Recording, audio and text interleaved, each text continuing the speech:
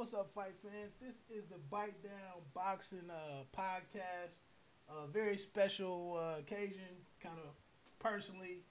You see, it looks a little different right now. This is actually just a private rehearsal of the live stream, the weekly live stream that I want to start doing with different parts of the team of Bite Down Boxing, and then as well as reaching out to other boxing writers and personalities and possibly fighters in the future. But I'm getting ready to bring in my main contributor to Bite Down Boxing. Hopefully, earlier today you checked out his Sunday sermon breaking down yesterday's action across all platforms. But we'll get into that in just a second. I want to welcome to the show my man Eric Duran. Wood, how's it going, brother? Hey, great, man. Hopefully this is working right. I don't see what I want to see on the screen just yet. Okay. So, like again, this is just oh, I know what it did. There we go. Now it's all good. Everybody, you can see that ED is on the screen with me now, and we were just. Like I said, this isn't perfect. I'm still figuring out this program and everything. Junk's all over my desk, and I got my beer here and everything. Checking out Sunday football. Sorry about you. What's going on with your situation with the Raiders, man?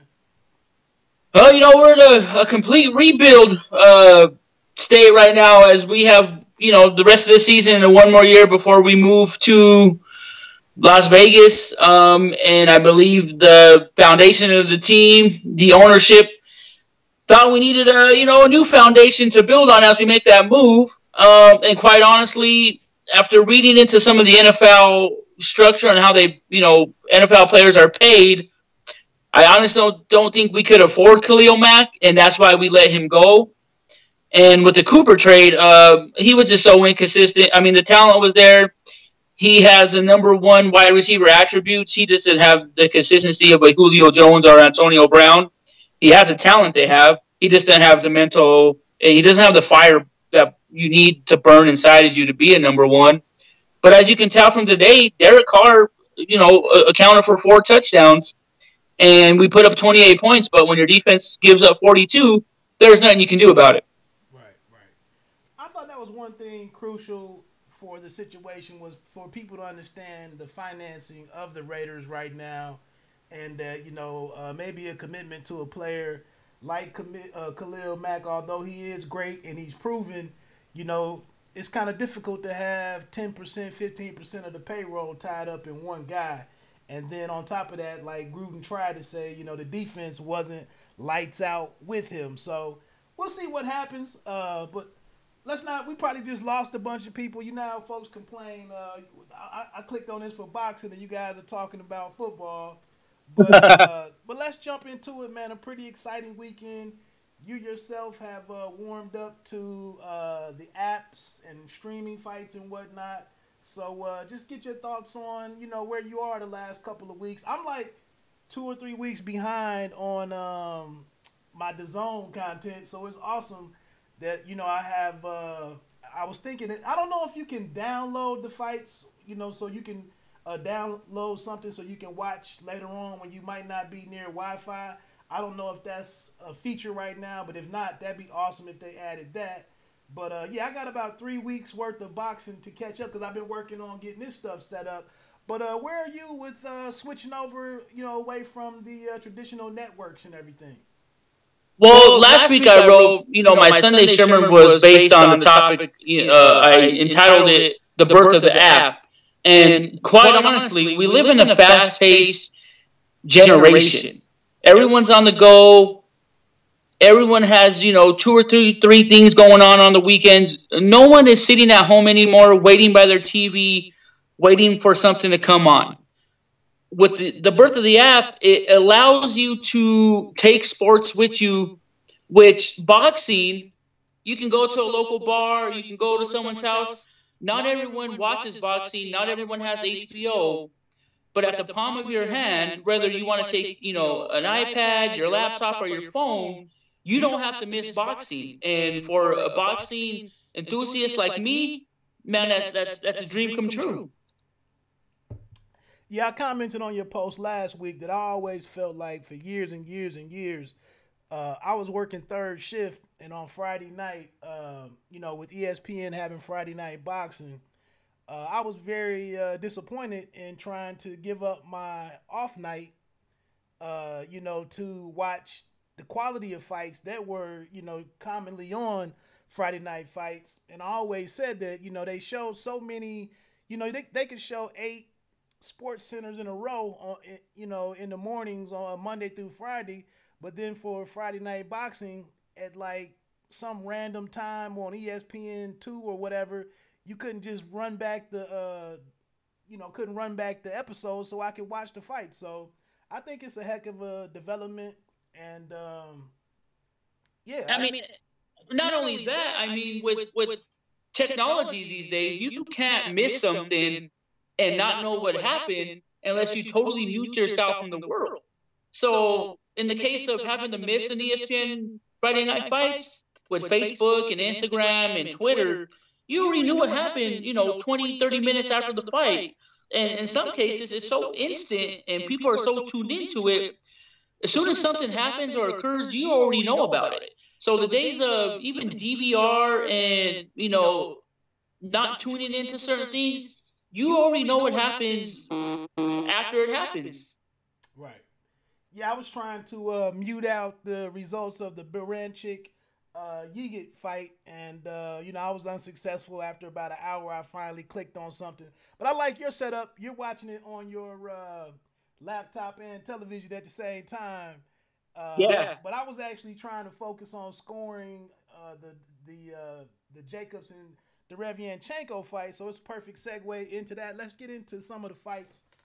We're already at a little over 7 minutes, so let's jump into it, man. I'll be honest, I did try to score the fight. I really don't like scoring fights, but the fight played out how I would have predicted it. We didn't do a bite down boxing breakdown this week, but I would have called it that Derevyanchenko was going to be the high volume guy.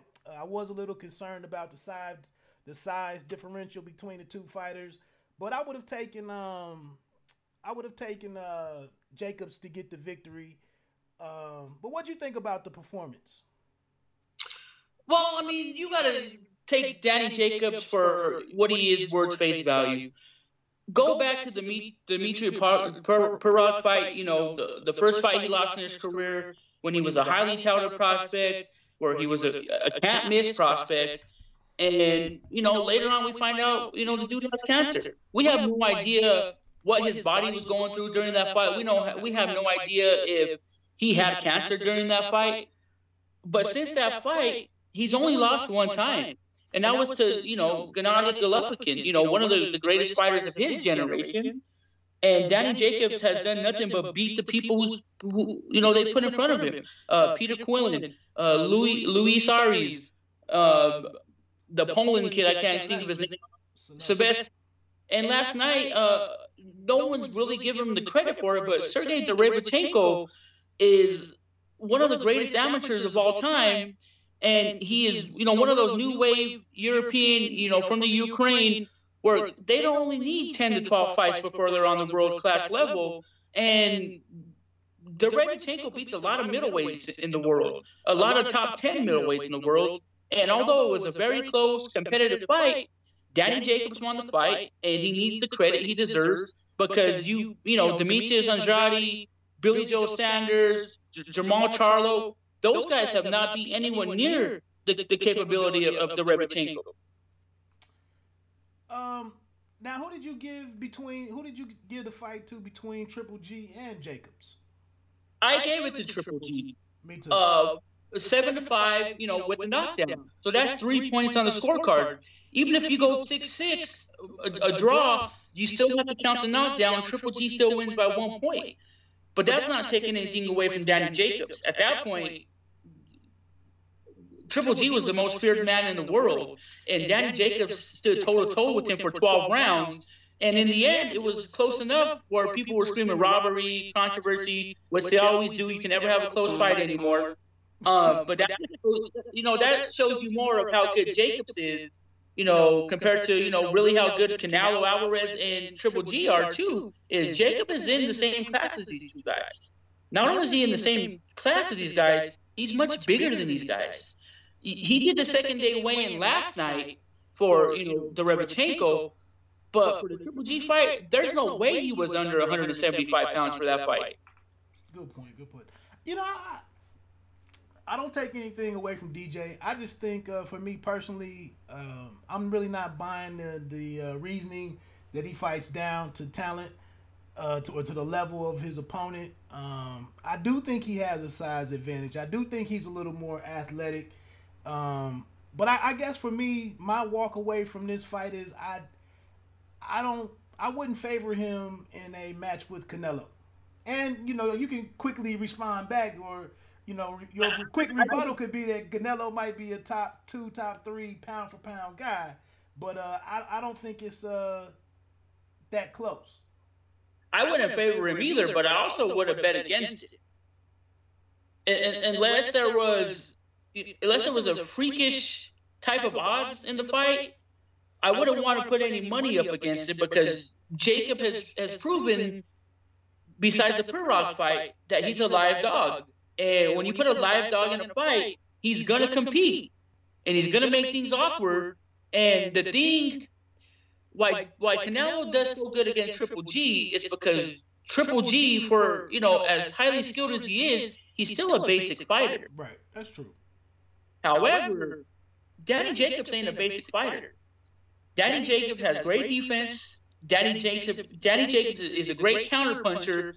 And Danny Jacobs is a great body puncher. I think what a lot of people missed last night is Danny Jacobs hit Derevyanchenko with a lot of counters, right uppercuts and left uppercuts to the solar flex that you didn't see, because all you saw was Derevyanchenko's offense coming over the top, but you didn't see Jacobs, ducking and getting underneath his elbows and digging those, uppercuts and stuff to the, to each side of his body that other fighters just can't throw. They just don't have the athletic ability to do it in, such a case as a Triple G.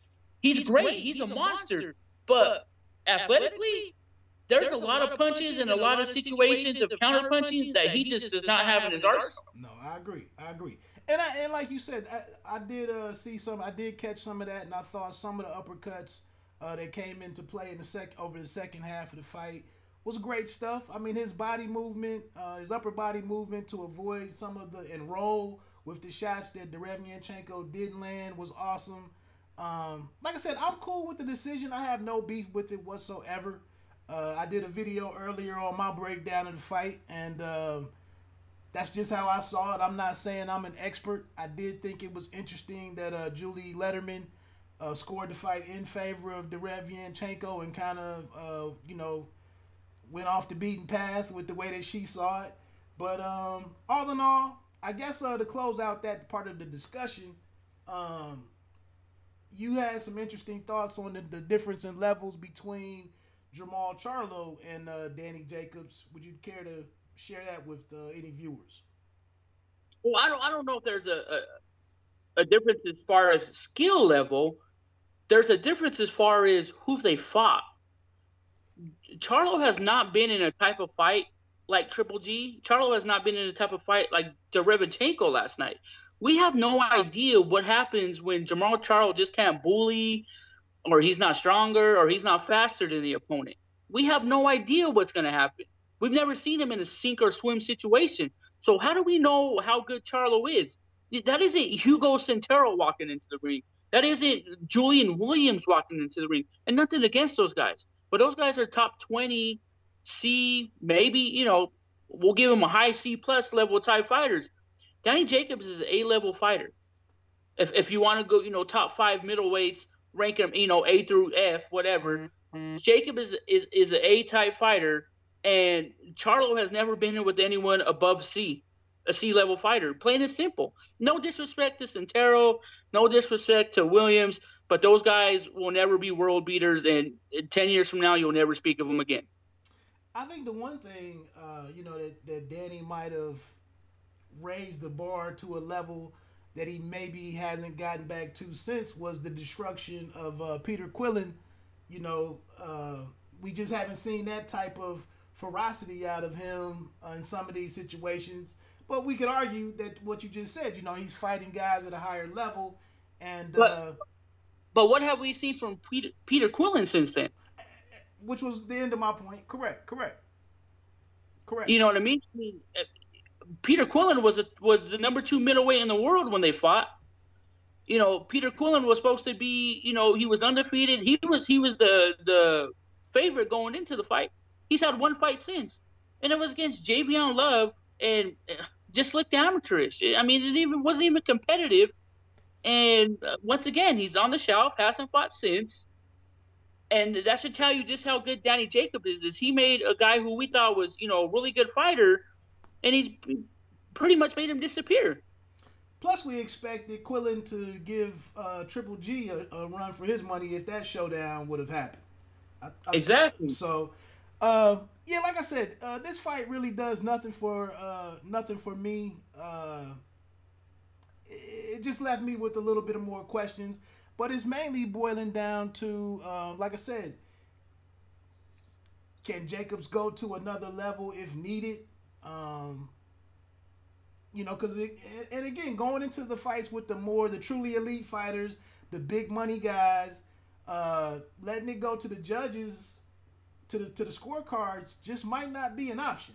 And it bit him in the behind once, you know, with the Triple G fight, where I thought there was a path for him to win that fight. There was an argument. I know plenty of you know, different boxing people who gave him that fight, but like you just said earlier, if in a 6-6 fight and the knockdown, I just couldn't give it to him. And then I thought he let I don't know if it was the 10th or the 11th round, but I thought Triple G, once he secured one of those two, I thought the fight was in the bag after that. Yeah, but you're talking about a top 20 middleweight of all time in Triple G. So the only way he clearly beats Triple G is if he puts him on the canvas a few times or knocks him out. But who's been able to do that? Nobody. Not even in the 2 fights with Canelo. They've both been controversial. You know what I mean? And Canelo is a great technical fighter. He's a great counterpuncher. He has speed. He has power. Even he can't, you know, clearly separate himself from Triple G. Correct. Let's move on. Like I said, we're right now just over hitting 18 minutes, so I wanted to kind of wrap this up.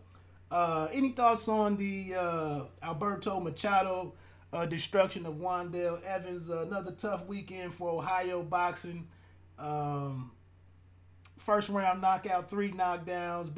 Basically just jumped on Evans before he really got going in the fight. Machado has next level power. Freakish, scary type of power. At 130 pounds, he can really make a run at some of the elite guys in the division. I mean, he called out Vargas last night.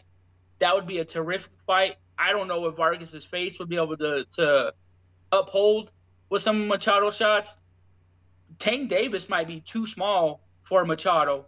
And with the way the Wandale Evans, you know, main problem in that fight was Machado was throwing everything at a downward angle, which adds more power. And I think those same problems would come into play in the Tank Davis fight.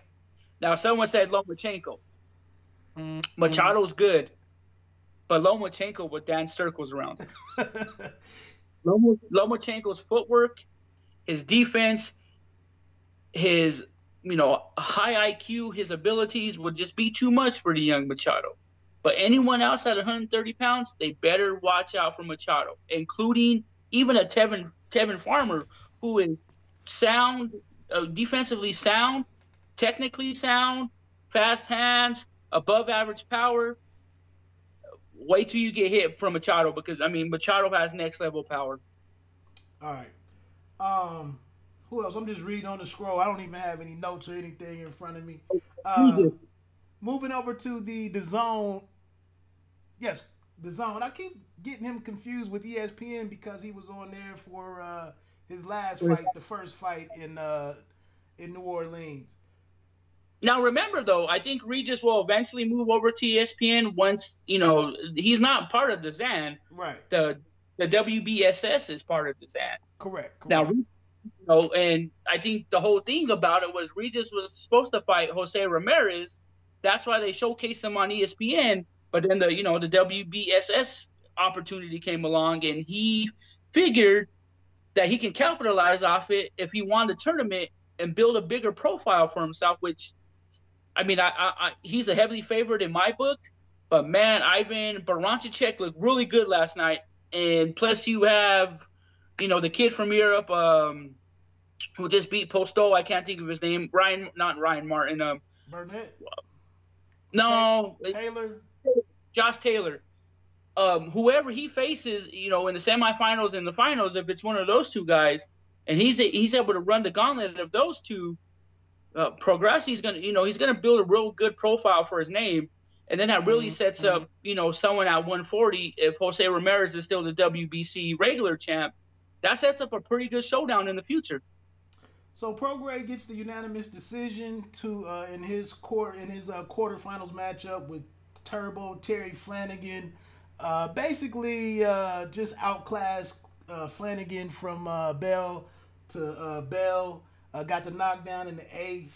Went in to go ahead and finish him, but actually got caught a couple of times as he was looking for the finish. That was probably the best work that Flanagan was able to get off just fighting instinctively. But you just kind of alluded to it. You still, Prograis came out and said afterwards that he was the favorite in the tournament and sees himself moving through, coming out of that, as the champion. Like you said, Taylor is a guy who could do something. I guess what I'm looking down the road at, if he should stay at 140 long enough for the Ramirez fight to materialize, how do you see?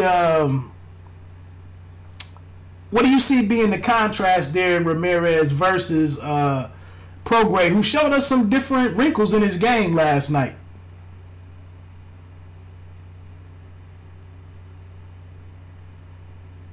I think I might have lost you.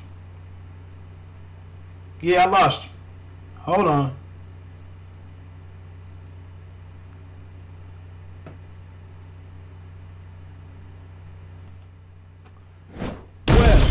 Actually, it looks like I froze up where we had to freeze up on the Skype feed, which is something, like I said, this thing you got to be flexible at all times. I don't know if I can get E back in here. If I had a little commercial to run at the moment, that would be very dope. But I don't have that capability. Let me see if I can get him back on really quick. It looks like he might have put me on hold unknowingly. That's his first time using Skype. Let me see if I can jump in and get him back on real quick. Now I gotta bring this in.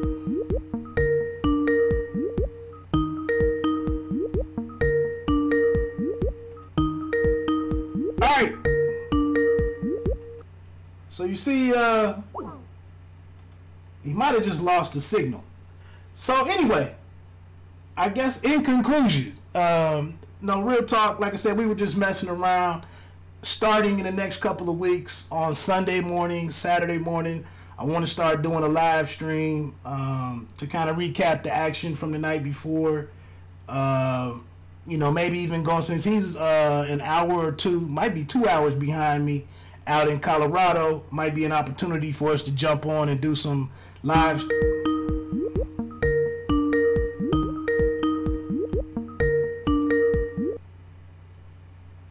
Hey, what's up, man? Hey, what's going on? I think we ran into an issue. If I get a phone call... Oh. You still there? I'm here, yeah. Wow. I don't think I can reset you back to the... Oh, yeah, it's right. I was getting ready to shut it down, actually, but if you want to... There you go. Now I can see your whole face again. So let's close. Let's get ready to close this out so we can. Oh, so I was asking you, how did you see with some of the new wrinkles that we saw in Progray's game last night? How do you see what's the contrast in styles for you for him against Jose Ramirez? Well, the thing I don't like for Progrose in the Ramirez fight is he's a power puncher. And in the history of power punchers, power punchers get hit a lot because they load up on their shots. They're always open because they have to, generate that power. And in Ramirez is a volume puncher. Yes. But not only is he a volume puncher, he has above average power as well. So, and although Prograis hits hard, I don't think he hits hard enough to knock Ramirez out. And I think Ramirez will have a high enough volume output to win a decision over Prograis. Interesting.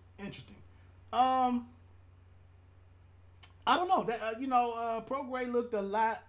Prograis looked a lot different than he did against Velasco a couple of months ago on that ESPN card. So still developing. I like his confidence. I like what he was doing with the jab, mixing in the jab a lot more.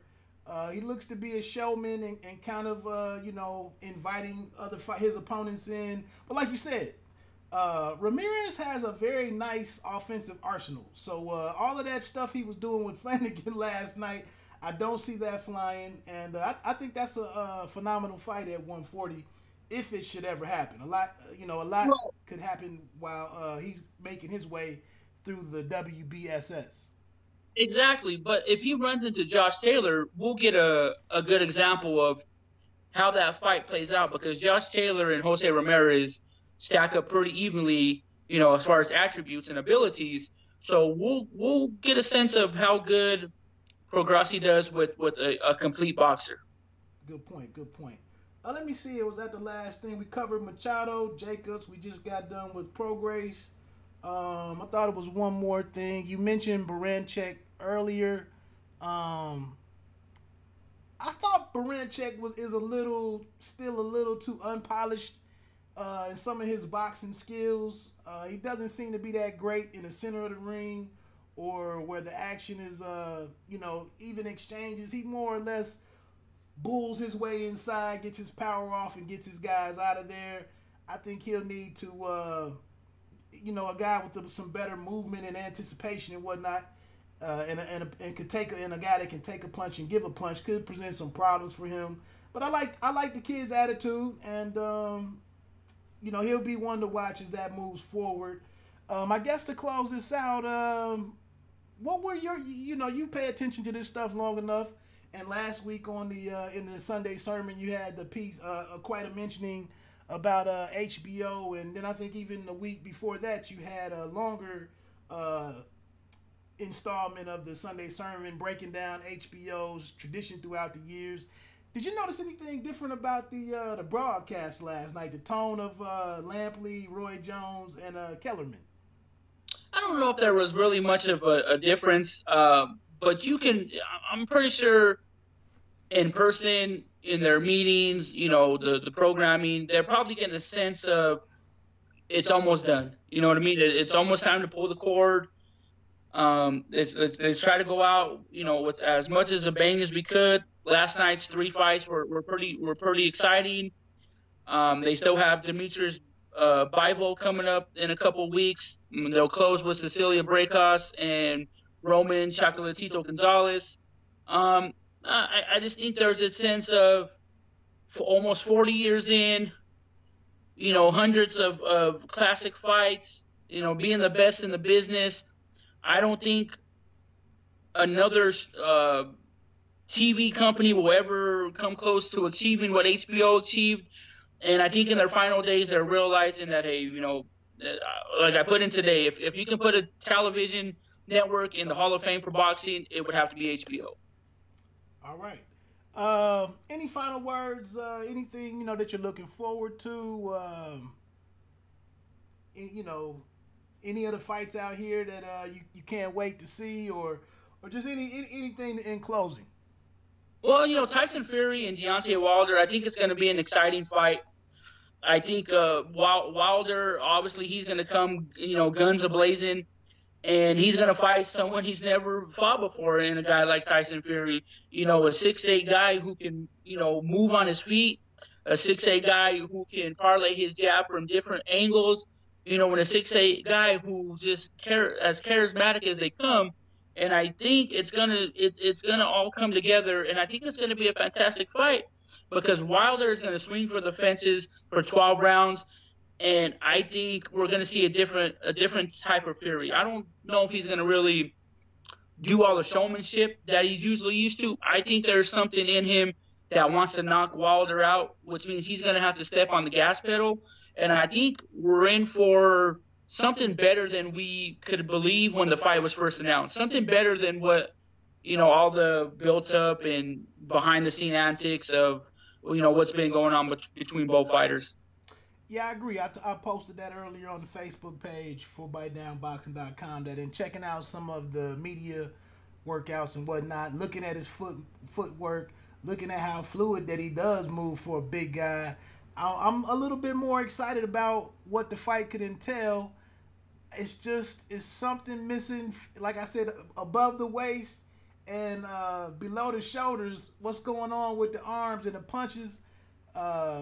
Is something there that's but I mean, like you said, he's a 6'8", the longest reach in the game, so it's not gonna look pretty. So but you mix in the footwork, him being more agile than expected. I'm listening to his interviews, and I haven't checked out the Joe Rogan podcast appearance, but it's a great interview, man. I mean, just the in depth he went into while fighting his struggles. You kind of feel sorry for him. You gain a little bit more respect for him as a person, but you just realize, that these guys as athletes, no matter how much money they have, no matter how much success they have, there's nothing that can top what they've done in the sports world, other than extracurricular activities, for them to get that high. And it's just, I mean, I could never imagine it. I've never had that kind of money or success, so I couldn't say, how I would do different. But I would definitely get to that interview. Okay. I'm going to check it out. Like I said, it's probably still not a fight that I pay the $75, $85 to watch it at home. But I'll more than gladly head out to the cinema, catch it at the movie theaters for $20. That's what we'll finish with this. I mean, you have Wi-Fi, don't you? Yeah, but I told you, I don't like to do much of the bootleg stuff, but we'll see. Hey, but let's close on this right here. I'll let you have your say on it. I'm probably going to talk about it on a podcast that I'm trying to put together tomorrow. In your opinion, like I said, in watching the sport a little bit more in depth than myself for another 5 or 7 years ahead of me, when I was just strictly a viewer, is the Manny Pacquiao, Adrian Broner, and I guess Wilder and Fury, but I thought it was one other one. Spence and Garcia. Are some people going to be disappointed with the pay-per-view numbers if these fights should go to pay-per-view? I don't think the people are going to be surprised about the pay-per-view numbers. The fighters are going to be upset. Wilder's talking about 1 million pay-per-views when neither guy has sold one pay-per-view in the United States. So I don't get how you go from 0 to 1 million in one fight. If they want some real optimistic, if they do 250, I think they can call it a success as far as doing 250 pay-per-view buys. I don't know how much that, calculates as far as financial success for the whole show. Pacquiao and Broner, that's going to be a dud at the pay-per-view office. Broner's never been a pay-per-view star. Pacquiao hasn't been a pay-per-view star in, 7, 8 years. You can't count the Mayweather fight. That was something people have been waiting 5 years for. It was a once-in-a-lifetime type thing.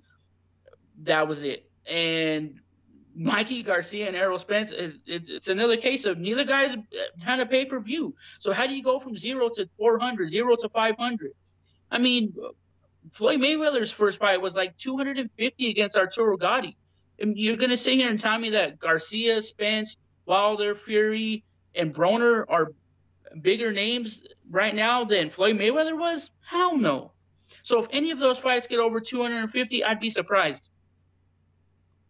Yeah, I think right now, in the day and age with the apps, I think monthly, if not maybe bi-weekly, I think more and more people are gonna tap into the convenience, the portability, and all of that. And I just foresee and the number of fighters that are moving over to the streaming services, and I just see it getting tougher and tougher to convince people to dig down in their pockets to shell Well, out. that's why HBO is leaving the game. They understand that pay per view fights is what carried the budget, and there ain't no pay-per-view fights anymore.